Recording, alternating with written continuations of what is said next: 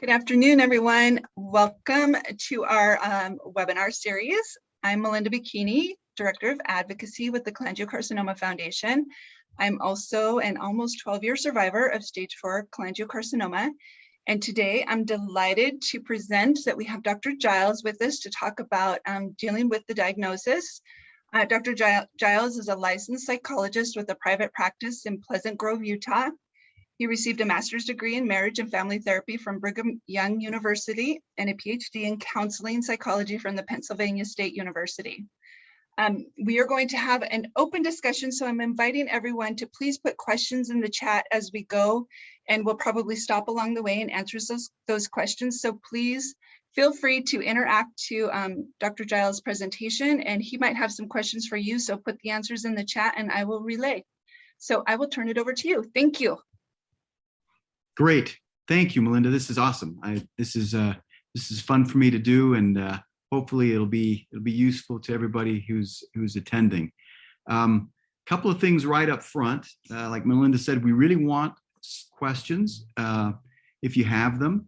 And like I was telling Melinda a little bit earlier, I really want this to be as interactional as possible and as tailored to the needs of the participants as possible as well. That's why we're doing this. And so I have some things that I have in mind that I want to present and say today, but the most valuable thing will be being able to connect what I have to say with the needs and questions of the people who have newly been diagnosed with cholangiocarcinoma or their loved ones who are helping. That's really who I have in mind for this presentation, is the newly diagnosed and those who are helping and loving those people who are newly diagnosed. So the way we'll do this is as you have questions, you can submit them on the chat feature of Zoom, and then Melinda will see those and read them to me. I'm afraid I may not notice them if I'm just watching for them for myself. It's likely that there'll be at least one thing that stands out to you today from what I say, either as new information or as information that sort of connects with other information that you already have. Those I would call learning moments. Those are moments when you are gaining something that you didn't have. And so that experience is something I'm very interested in this for this group. And so probably at the very end, I may ask you to share something that stood out to you, something that sort of seems like either new information or confirming information for you, and it's most likely to be the thing that you take away from this presentation. So pay attention to that, capture that as that happens to you, and then we may talk about that at the end, because I'm really curious to find out what it is that's presented today that is most useful and helpful to those in attendance. Okay, all right. So today we're going to talk about how to deal with the emotions associated with the diagnosis of cholangiocarcinoma. Like I said before, this information is intended for those who are newly diagnosed with cholangiocarcinoma, and also for the loved ones of those who are newly diagnosed, ones that are closest to the situation and are helping and loving that person who has been diagnosed. So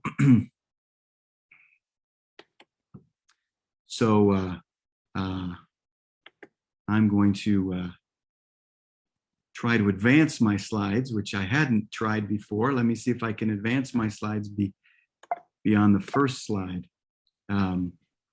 Otherwise, hey, there we go. I wasn't pushing the right button. Okay, all is well. So today we're going to do a couple of things. We're going to consider the experience of diagnosis chronologically, meaning we're going to start at the point where we realize something is wrong, and we start to go get that checked out to say, hey, I'm not feeling that well. We'll talk about the emotions that are connected to diagnosis. We'll share some tips about telling others about the diagnosis, and then we'll also cover a couple of key points for loved ones. The reason we're even doing this seminar is to present information and knowledge, because as former Surgeon General C. Everett Koop said, the best prescription is knowledge. And so knowledge about dealing with the emotions of diagnosis is part of having a successful treatment strategy for it. So this knowledge is going to help you with treatment. So let's talk about diagnosis. Most people never hear the word cholangiocarcinoma unless it's them or someone they care about have been assigned that diagnosis. It's not a real common word to hear, but it's one that really sticks out once you do hear it, particularly if it's a diagnosis of yours. Diagnosis means distinguishing. It comes from the Greek word that means distinguishing. So diagnosis means distinguishing and determining the nature or cause of the problem. Now, diagnosis often is kind of thought of as a scary word, as a word that means trouble, but I would say just the opposite. I would say that that diagnosis means that it's the first step in developing a strategy for responding to what's going on. Until we have that diagnosis, it's really hard to know how to proceed and what to do next. So even though diagnosis sometimes can be a scary word, it's really a word for hope. It's a word for action. It's a word for proactive planning. So my best friend, for example, he wasn't feeling right. He had some difficulties, which he thought were because he was training for a marathon at the time, and he thought a lot of the things he was feeling were just results of the heavy training he was doing to run the marathon. But after he finished his marathon, it was his first marathon he'd ever run. After he finished his marathon, he still had the symptoms. So that's when he went to the doctor and said, "I'm still not feeling very well. I'm not exactly sure what's wrong." And that's when the doctor told him that he had bile duct cancer or cholangiocarcinoma. So even though that's scary, again, diagnosis means that we're distinguishing or determining the nature or cause of the problem. And when he had that diagnosis, it empowered Mark to take action. And he needed to be as aggressive in his taking of action as the cancer was being aggressive.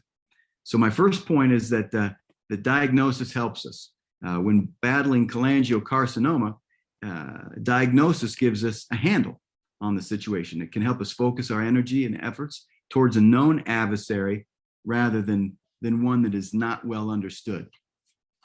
When we hear the word diagnosis, our mind may race and jump from one thought to another. Our heart may pound, our stomach may churn, we may cry, or very commonly, we may feel nothing at all.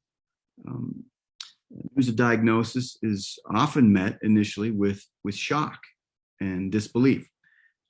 It's a life-changing news, and it's normal to feel numb at a time like this.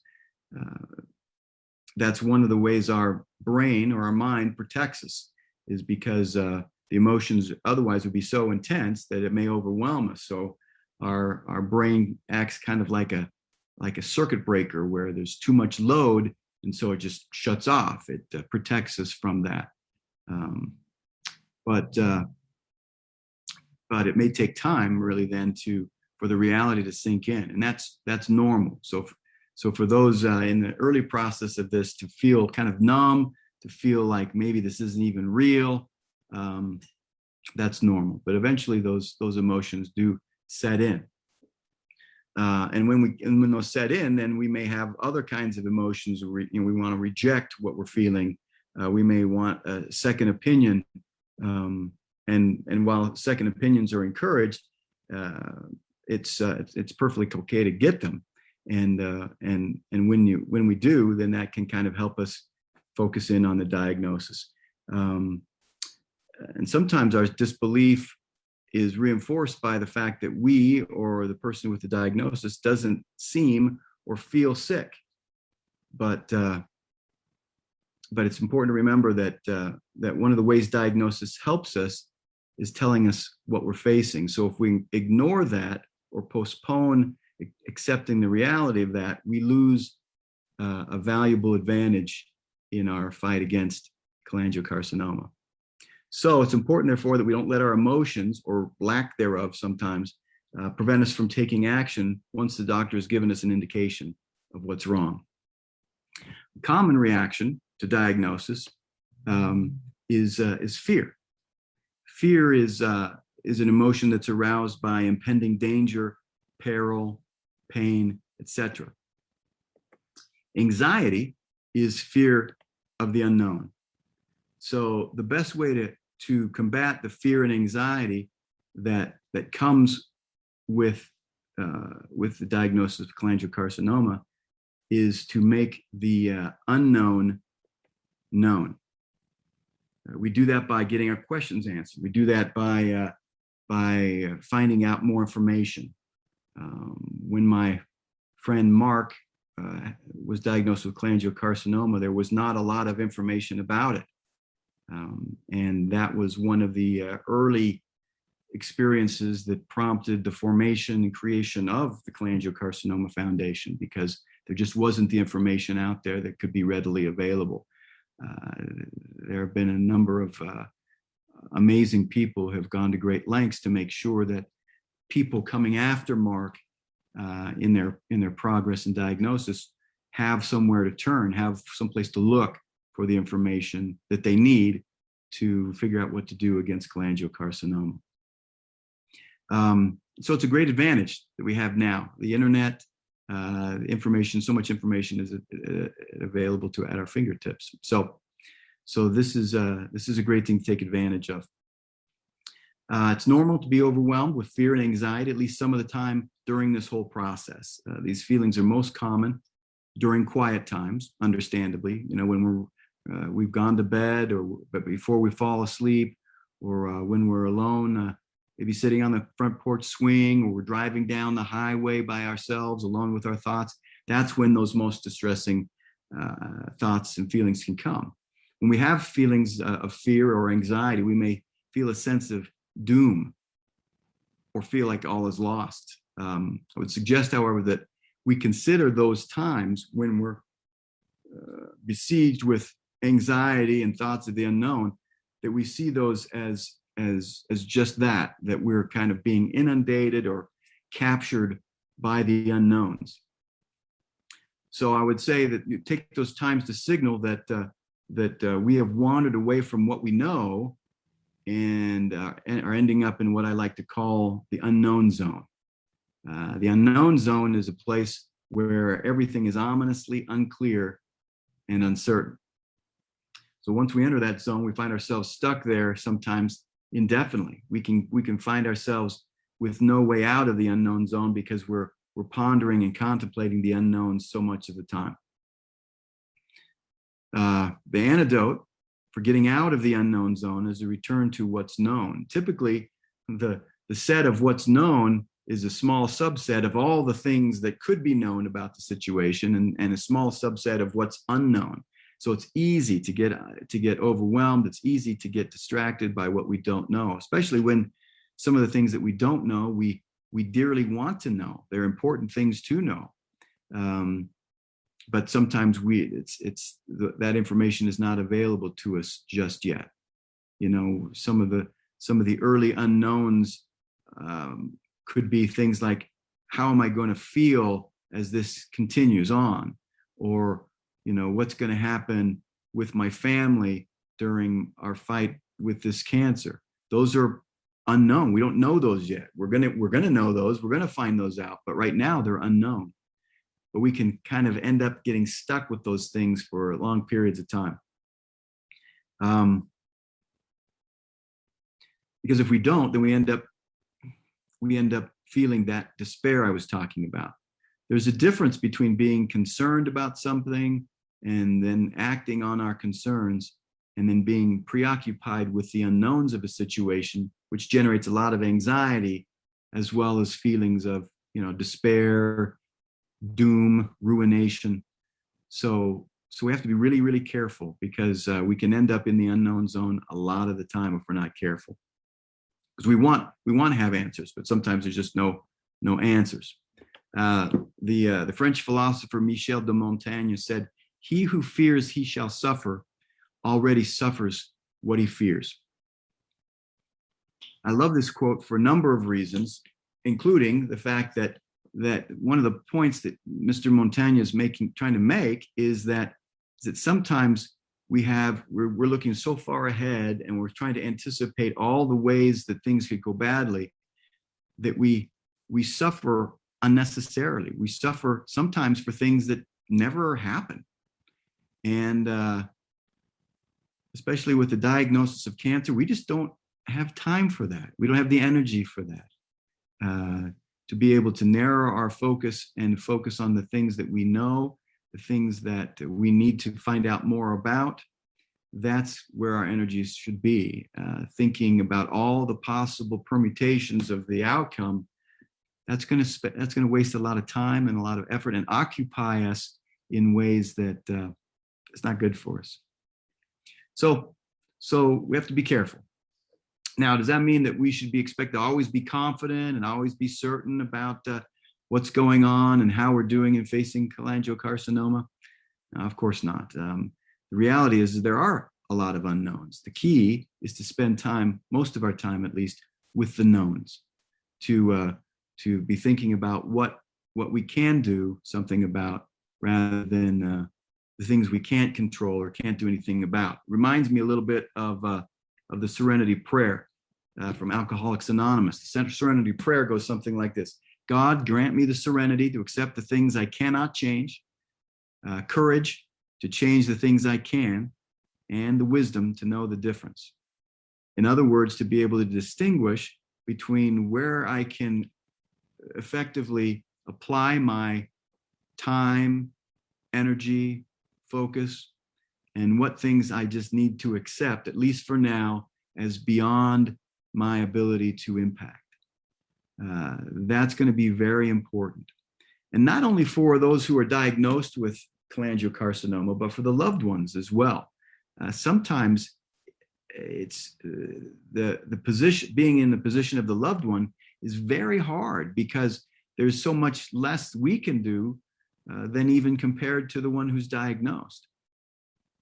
And so that can be very, very difficult. And we can spend a lot of time kind of spinning our wheels and churning about how powerless we feel. But again, that's not all that helpful to anybody.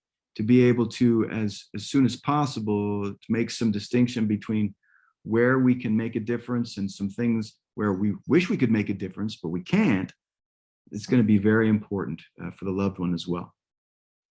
Okay, so we're talking about gathering information, finding out more, turning unknowns into knowns. So let me share a list with you of some of the basic questions that you may want to consider asking. These come from mayoclinic.com, and I don't know, I didn't count them. There's probably 15 of these, but here are some of the questions that are important to ask, or at least consider asking. Questions like, how much cancer do I have? Where is it? Is it spread? How can the cancer affect me? Who gets this kind of cancer? Where and who are the experts on this kind of cancer? Are there people with this kind of cancer that I can talk to? Can the cancer be treated? What are my treatment options?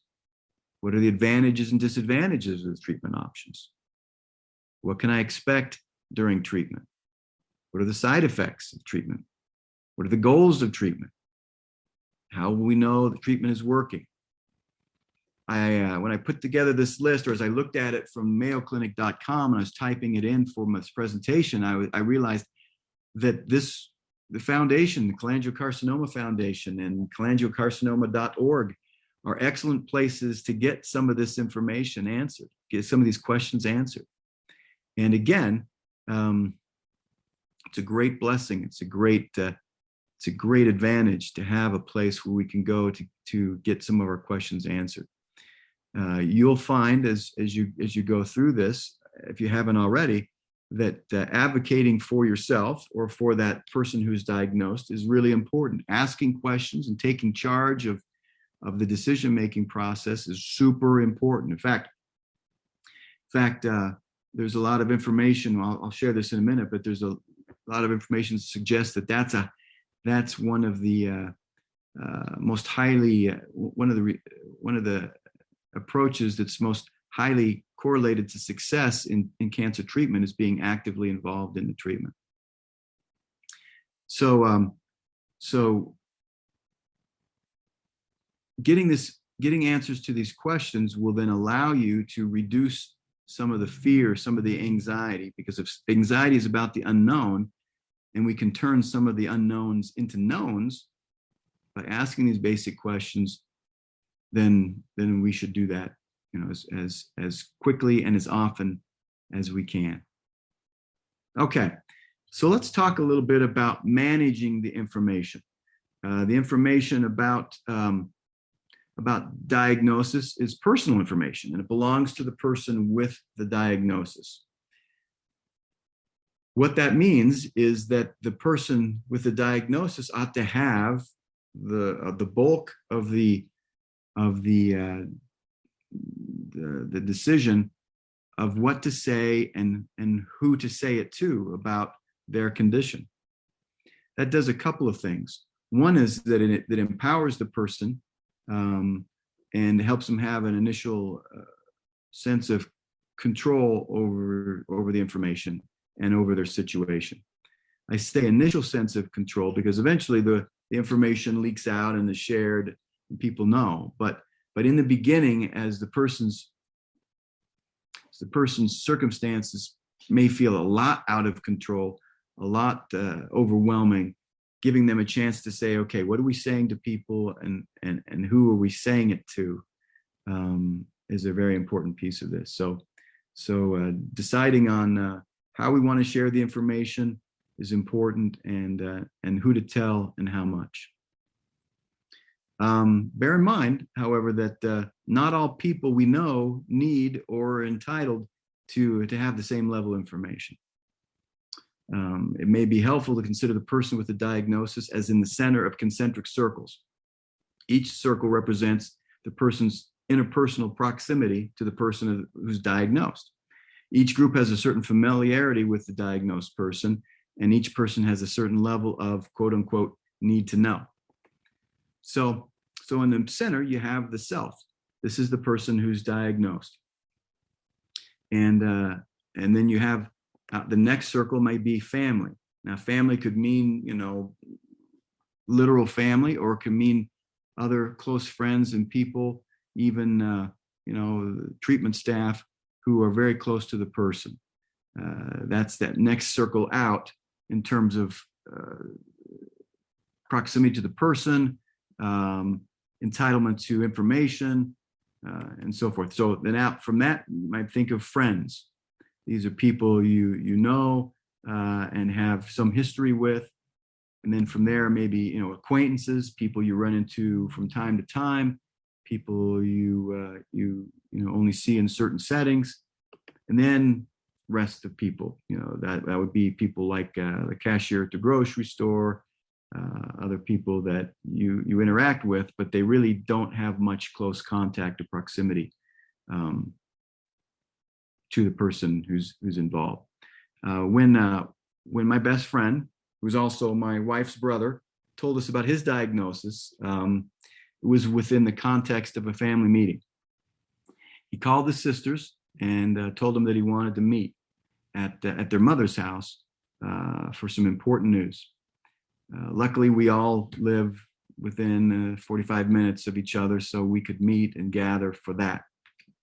He emphasized that everybody needed to be there, even if they had to rearrange their schedules. But he didn't tell us why. We didn't know anything about his health concerns or the symptoms he'd been having while he was training for the marathon. So we had no idea what he wanted to talk to us about altogether, but we respected his request to make the time to meet together and recognize it must be something really important for him to take such steps. At the meeting, Mark went into substantial detail about the circumstances leading up to his diagnosis, including what the doctor said, what he and his wife thought, and how they felt now. There was significant disclosure, and his thoughts and feelings were completely accessible to us. It was a tender and a memorable moment for all of us. Please note that this level of disclosure is appropriate for the closest of loved ones, and I'm grateful that he took the time to explain and share it as much as he did. One of the side effects or benefits of that for him, I guess I should say, is that we all felt very invested in this process. The level at which he shared and the information that he conveyed to us made us feel like we were in this fight as well. And so, and I remember afterwards, giving him a hug and telling him that, hey, whatever he needed, just let me know. And then we were with him through this fight. And that was an important moment, at least for me, to feel like, okay, I'm part of this and I want to be part of this. And I'm going to do whatever I can in my power to help Mark fight this fight. I have the picture of them sitting there in my mind. We're sitting in the front room. We'd taken chairs from around the dining table and kind of put them in a circle. And so he was there, and his wife was sitting right next to him. She was, I think, 5 or 6 months pregnant at the time. And I just remember how emotional it was for everybody. And I remember after we got to the end of the disclosure and some of the talking about it, just how exhausted they were. It took a lot out of them to share that much. And can you imagine if they felt like they had to go through that a number of times for all the people in their life? The good news is they don't have to, because not everybody is in that central circle. Not everybody is in that place where they need to know to that degree and to that level. And so it's helpful to know what to say and to whom. And that can be something that can be talked about in an ongoing way, as you consider the people you're going to encounter. And the longer you have this diagnosis and the more the news gets out, the more you're going to come into that situation, that question of who needs to know and what do they need to know, and how much do I feel like sharing. And having some guidelines for yourself will be helpful to save you from unnecessary wear and tear and exhaustion. So like I said, not all levels of relationship are entitled to the same information. Those closest to the person with the diagnosis will get more of the intimate thoughts and feelings. The next group will get something less private, but nonetheless personal. The next closest gift will get less personal information and more facts and descriptions. And finally, the least closest group will get status updates with very little personal information. The least close group gets the most general information, but also they have the least need to know. It's important to gather information, and it's important to share the information we've gathered, but not everyone has the same need to know. This diagram is also useful in thinking about levels of involvement in the fight against cancer. Those closest to the one of the diagnosis can serve as a valuable resource when the person needs to talk or needs help with the little things, like running errands or needs someone to go with them to a doctor's appointment. Those opportunities for personal service are often very fulfilling and useful for both the helper and the helped. And as according to the diagram, those that involvement or opportunity to help diminishes as you're farther out from the center.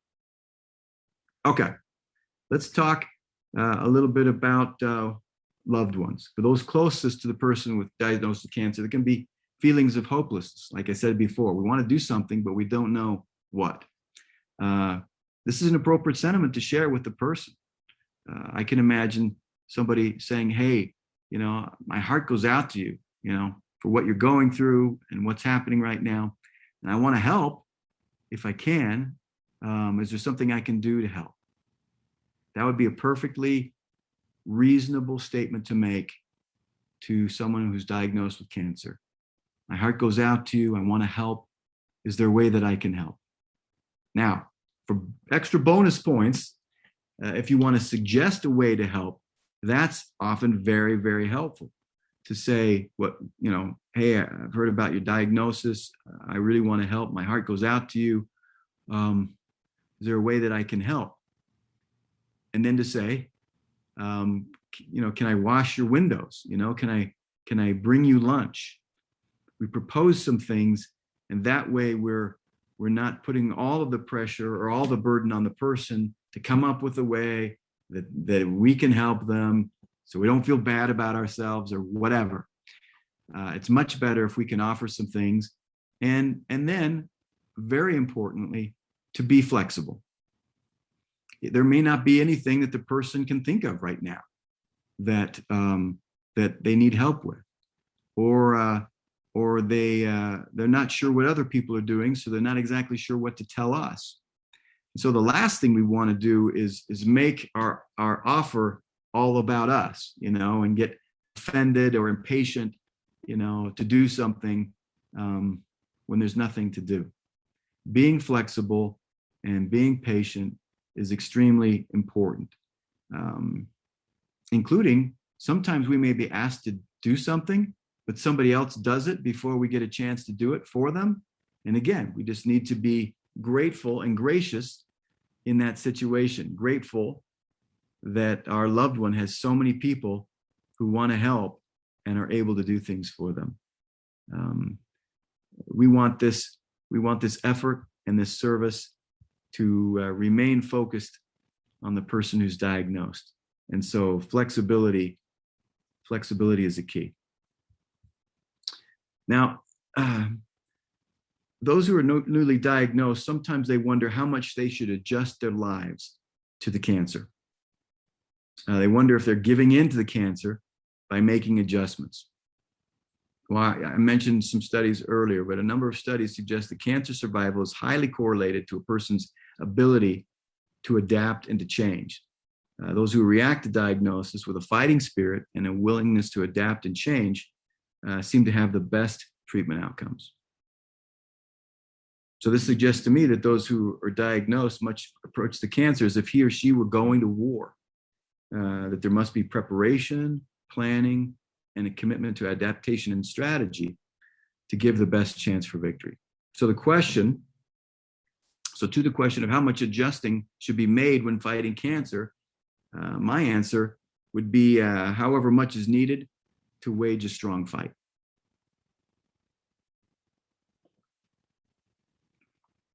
Okay, so we've been talking about initial emotions, diagnosis. We've talked about managing information. We've talked about advice for loved ones.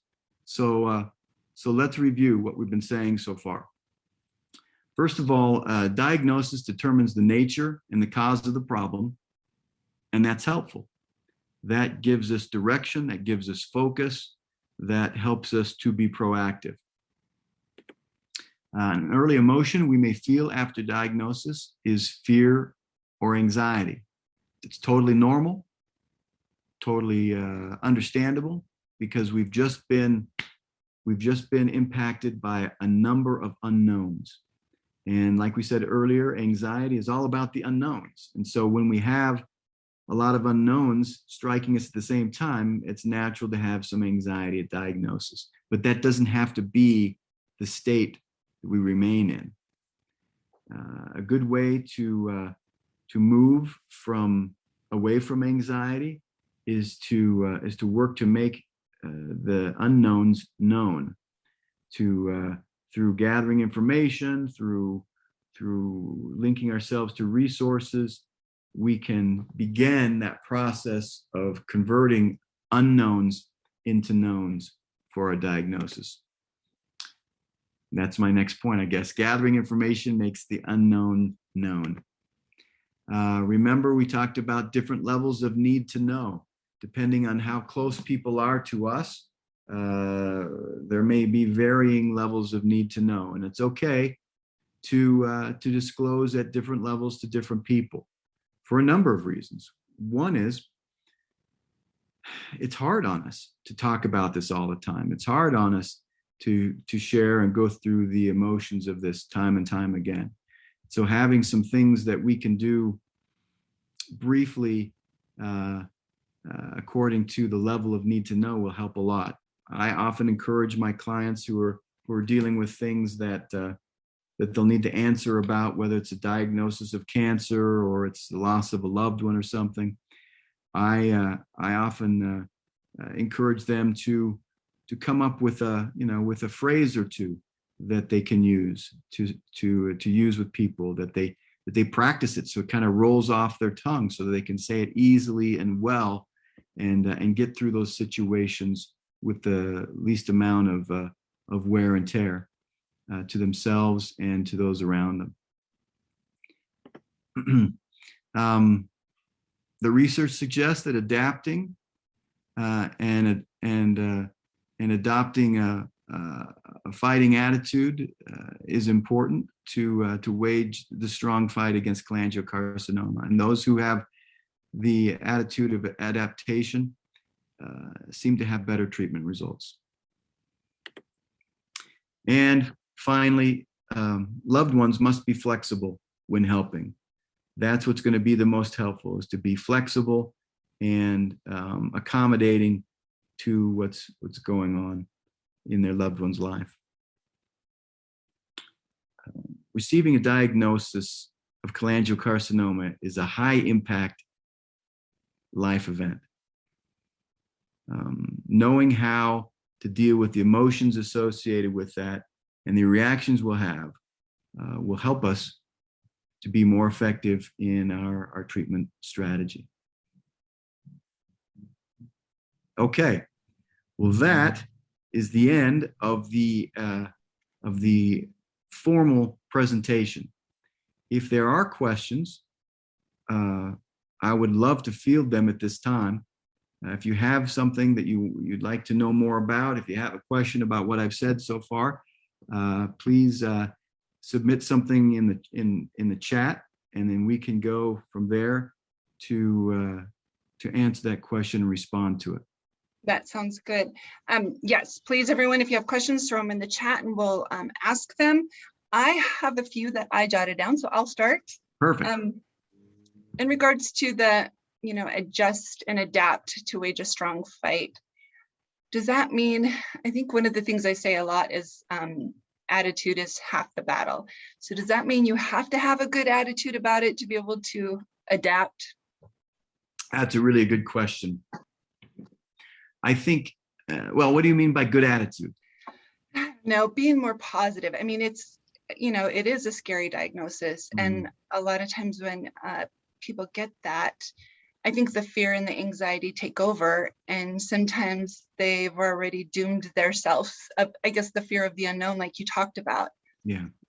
So if I were to say, to prescribe what a good attitude is as someone who's diagnosed with cancer, it would be to be looking forward and not backward, to be focused on strategy and plan as important components to what my life is going to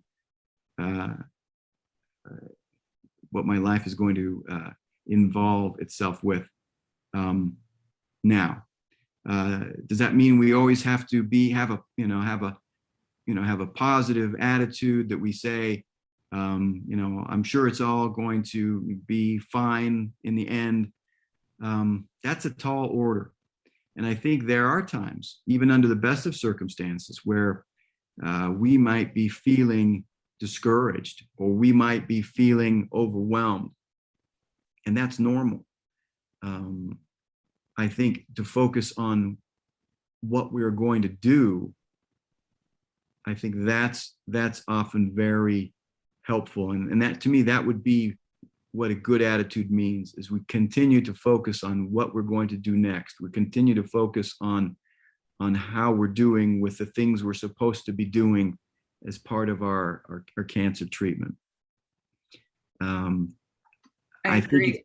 I think it's important to acknowledge, the difficult emotions we're having.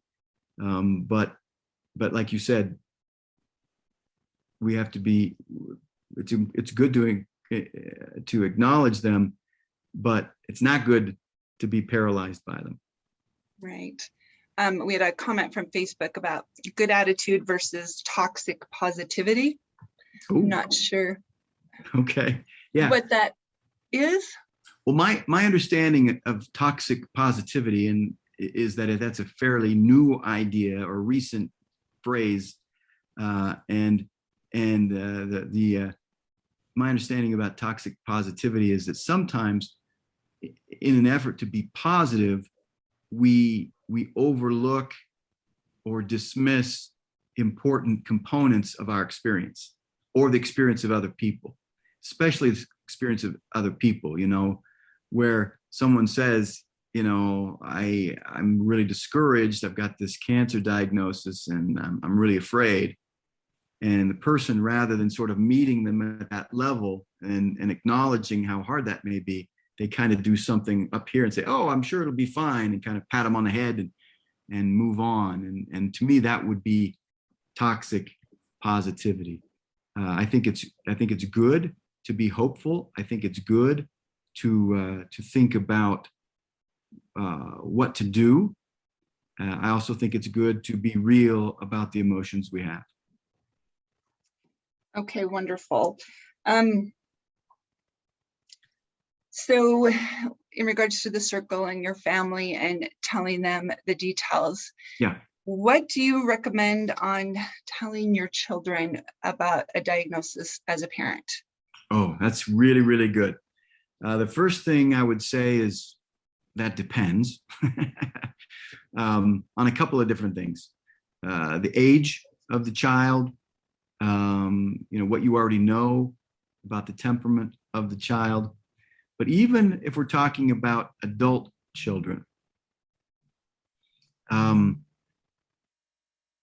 there's still the parent-child relationship, which means that the child is kind of looking to the parent, maybe much less as an adult, but certainly as a young person, looking to the parent to have a good answer. In other words, to be able to say, here's what's happening, here's what we're going to do about it. It's very distressing to children to think that nobody is in charge or nobody has a plan. That's extremely distressing to children. And so whether we're talking about a diagnosis of cancer, or whether we're telling our children that we're getting divorced, or whether we're telling our children we're going to move, it's up to the parent to communicate some kind of plan. Even if the plan is, we're going to go to the doctor and find out more about this. Maybe that's the extent of the plan. But that needs to be part of what we say to our kids. Here's the situation. Here's what we're going to do about it. That way, children will usually follow their parents' lead on stuff like that. If the parents seem freaked out and overwhelmed by whatever, we're going to move, I'm going to get a new job, we're getting divorced. If the parents seem freaked out and overwhelmed, guess what?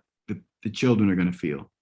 If the parents are calm and deliberate, maybe rattled, but overall calm and deliberate, the kids will feel rattled, but also calm and deliberate. So it's really up to the parents to set the tone for this. And we can talk about, again, we want to avoid, unrealistic positivity. We want to avoid dishonesty about what's going on. But I think we want to be able to talk to our children in a way that helps them know that some things are going to happen based on this diagnosis, and we'll make sure that they're cared for in the process.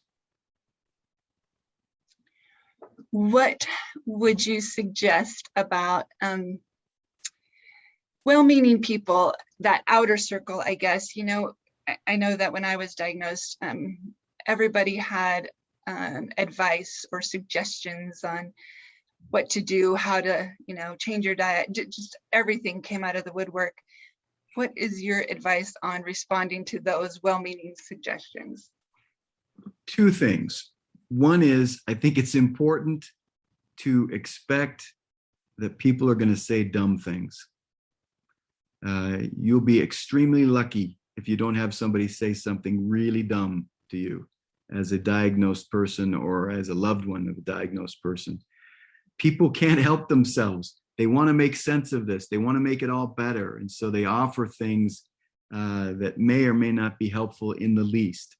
If you've ever lost anyone close to you, you know what I'm talking about. Is that people will come and offer their condolences, but they'll say things that are just, I don't know how to say it, except they just say dumb things sometimes. And so I think to have the expectation that people are going to say some dumb things to you, then when it happens, you're not surprised, and you can see it for what it is, which is a lot of times an earnest but misguided attempt to help.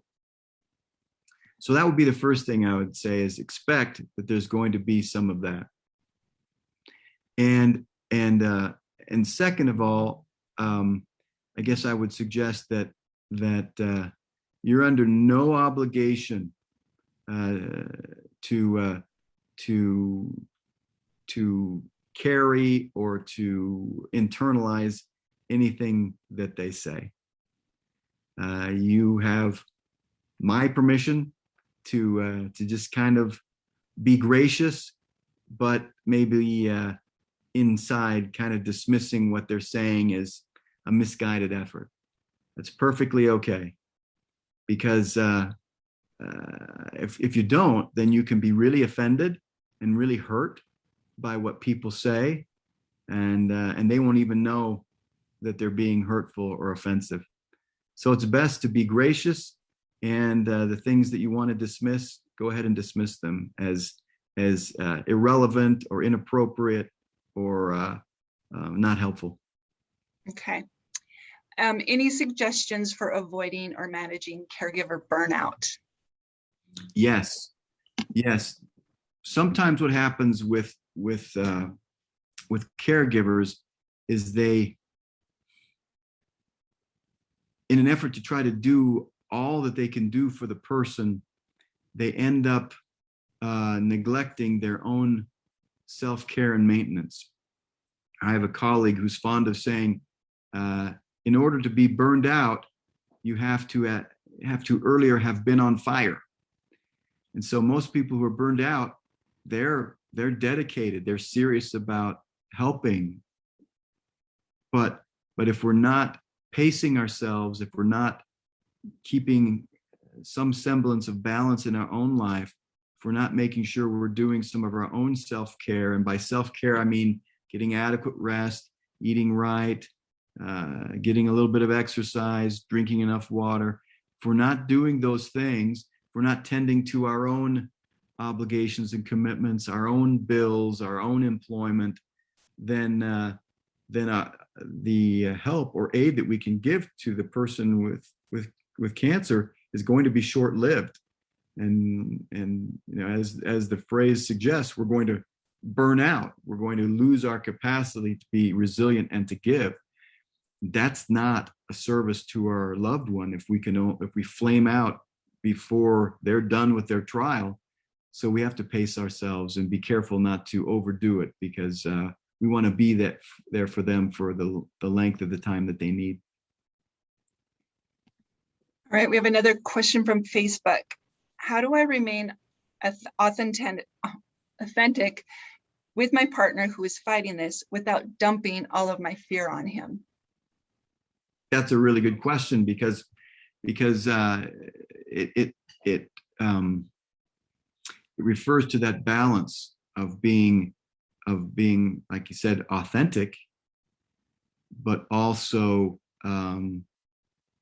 not overbearing or overburdening the other person. So I think one of the ways to do that is to make sure, as the caregiver, we have some other people that we can confide in, that we can disclose to. It might be another family member, it might be a friend, it might be a professional therapist. But to be able to channel some of that feeling of overwhelmedness or some of the intense feelings away from the person, so that the person with the diagnosis isn't dealing with their own feelings plus feeling responsible for ours, is really important. I think it is important to share emotions with each other, to share when we're afraid, when we're sad, when we're relieved, when we're happy. Those are important bonding and connecting opportunities. But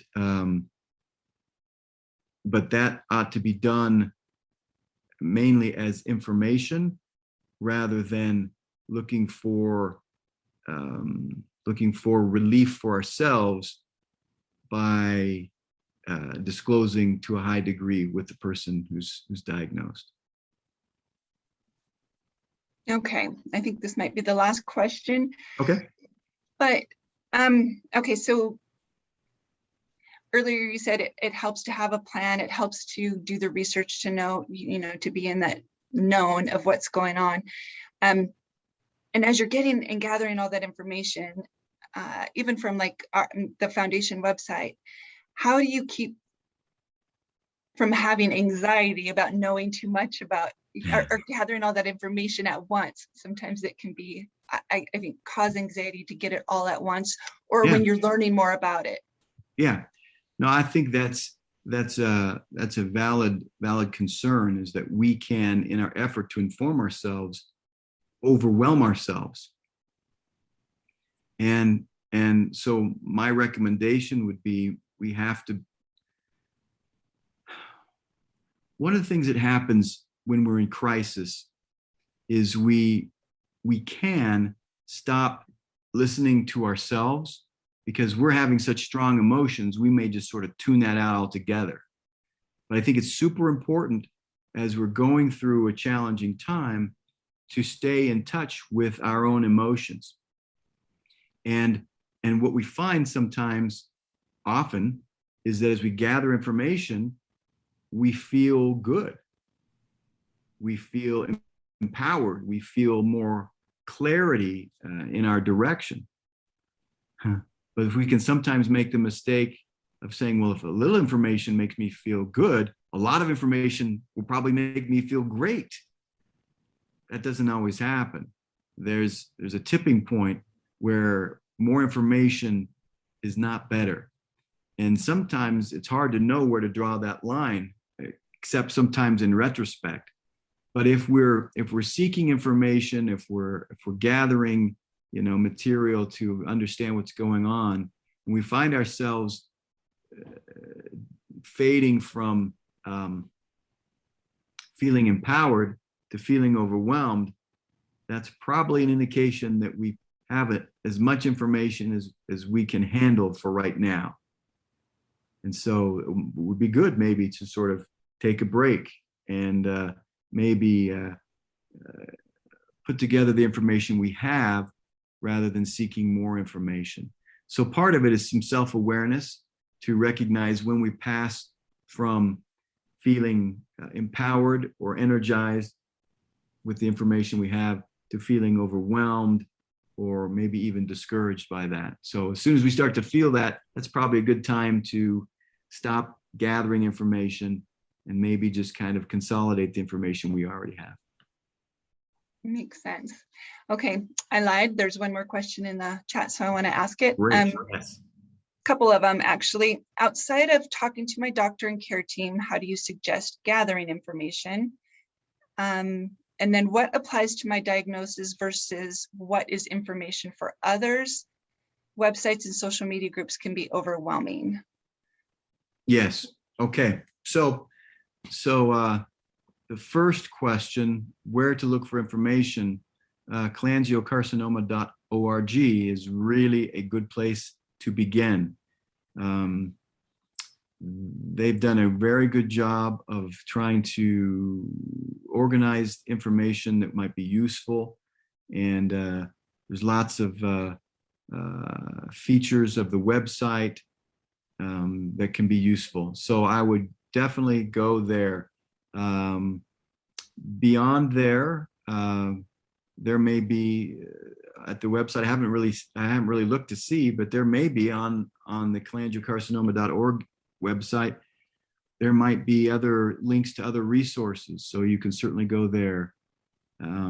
It's good to ask the question of where to get information, because not all information is of equal value. In fact, I would say that you want to be careful, and this goes to your second question, you want to be careful about information that is not from an official source. In other words, information in chat rooms, bulletin boards, so forth, that can be helpful in some ways, but as the writer of the question has already suggested, a little bit of that goes a long way. And we can find ourselves stuck in those chats and those Facebook discussions, and it can be overwhelming. There can be too much information, and we have to be really careful because I think it's human nature to kind of take a negative turn with things, to go from talking about things to complaining about things to being negative about things. And so I would recommend that you take those discussion areas with, like I said, a little bit goes a long way, and it's not bad or it's not wrong to take a break from the social media places from once in a while, because it can get a little intense in there sometimes. Yeah, I always tell people, gather what you need and scroll by the rest so it doesn't become too overwhelming. And I'm just going to throw out a suggestion too. We do have our Cholangio Connect mentorship program, which is one-on-one, and I think that provides better support without being overwhelmed and overwhelming. And of course, I'm always happy to help patients one-on-one to the best of my ability to help them gather information as well. Rick put the Cholangio Connect link in the chat box for people if you're interested in signing up for a mentor.